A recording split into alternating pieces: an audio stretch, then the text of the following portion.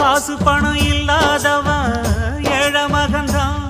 அவன் காட்டோரமா ரோட்டோரமா படுத்து தூங்குறான்.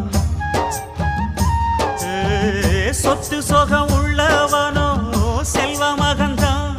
அவன் பஞ்சு மெத்த போட்டிருந்தும் முழிச்சு ஏங்குறான். எது மற்ற பேர்களுக்கு ஏது கவலை?